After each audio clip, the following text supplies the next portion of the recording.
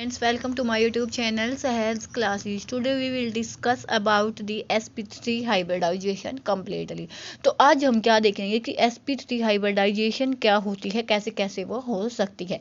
तो पहले इसके नेम से ही देखें तो इसमें क्या होगा कि एक तो s ऑर्बिटल इन्वॉल्व होगा, एक 3p ऑर्बिटल्स इन्वॉल्व होंगे, ठीक है। और जो इसमें देखो 4 ऑर्बिटल है, टोटल कंट्रीब्यूशन हम लेते हैं 100, तो उस हिसाब से हम देखें तो s करेक्टर कितना होगा 25%, ऐसे ही p करेक्टर कितना हो जाएगा 75%। तो यहाँ से हम देख सकते हैं, ठीक है। तो अब हम क्या देखेंगे, 1 बाय 1 देखेंगे इसमें। तो सबसे पहले हम क्या देखेंगे कि जो भी हम स्ट्रक्चर देखेंगे पहले CH4 का। तो sp3 हाइब्रिडाइजेशन में दो ही चीज़ें ध्यान देने की हैं कि इसमें जो ज्योमेट्री होगी वो होती है टेट्राहेड्रल, और जो इसके एटम्स होते हैं, जो इसके लिगेंड्स होते हैं, उनके बीच में जो एंगल होता है 109.5। अब हम देखेंगे सबसे पहले CH4 की। तो इसमें हमें क्या करना है, सबसे पहले हम कार्बन का इलेक्ट्रॉनिक कॉन्फ़िगरेशन लिखेंगे 1s2 2s2 2p2। अब हम इसका बनाएंगे डायग्राम। ये 1s हो गया अपना, ये 2s, ये 2p2। ऐसे नहीं बनाना, ये नहीं, ध्यान रखना ऐसे 1s2 2s2 2p2। अब देखो लिगेंड आने हैं 4, लेकिन इस केस में तो 4 पॉसिबल ही नहीं है। तो हमें क्या करना होगा हमें कि जो भी ये तो होती है इसकी ग्राउंड स्टेट, हम इसकी एक एक्साइटेड स्टेट लेंगे जिसमें जो 2s का एक इलेक्ट्रॉन्स है वो क्या होगा, एक्साइट होके p वाले में चला जाएगा, ऐसे चला गया। ये दो तो पहले से थे, एक एक्साइट होके यहाँ पे आ गया। तो अब जो h के लिगेंड आएंगे वो यहाँ के एडजस्ट हो जाएंगे। तो जो इसकी हाइब्रिडाइजेशन होगी sp3। आपको हाइब्रिडाइजेशन का मेथड ना पता हो तो इससे पहले वाले वीडियो में भी दिखाया है हमने, लेकिन अब भी दिखा देते हैं।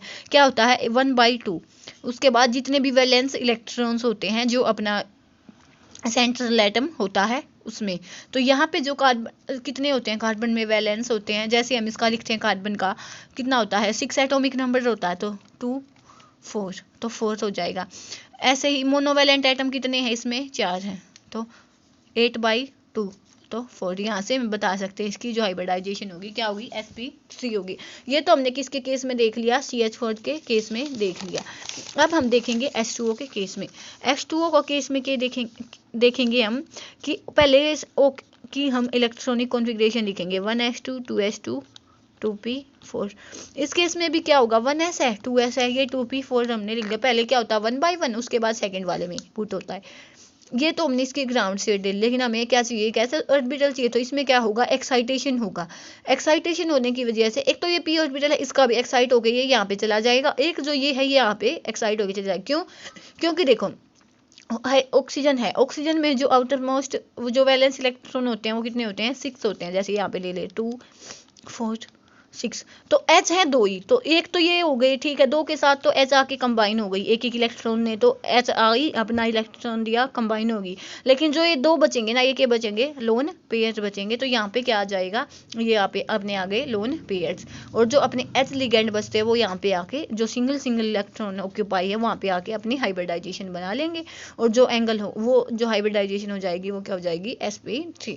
इस केस में हम ये भी देख सकते हैं कि जो बॉन्ड एंगल होता है ना, वो इन दोनों के बीच में हमने क्या लिया था कि 109.5 होना चाहिए। लेकिन यहाँ पे लोन पेयर की रिपल्सन की वजह से जो ये एच हैं ये बेंट हो जाएंगे, बेंट होने की वजह से जो ये एंगल है ये कम हो जाएगा 109.5 से। ऐसे ही मैंने नेक्स्ट के केस में देखेंगे जो इसका कॉन्फ़िगरेशन होगा 1s2 2s2 2p3। तो ये आ गया अपना 2p3, लेकिन इस केस में भी क्या हो जाएगा, एक एक्साइटेशन हो जाएगा। क्यों, क्योंकि यहाँ पे क्या होता है, एक लोन पेयर बचता है। तो एक लोन पेयर होने की वजह से यहाँ पे तो 2 इलेक्ट्रॉन फील्ड हो गई, लेकिन जो 3 H है वो यहाँ पे आगे जुड़ जाएंगे, और जो अपनी हाइब्रिडाइजेशन हो जाएगी वो क्या हो जाएगी, sp3 हाइब्रिडाइजेशन, ठीक है। तो होप आपको ये समझ आया होगा। Thanks for watching.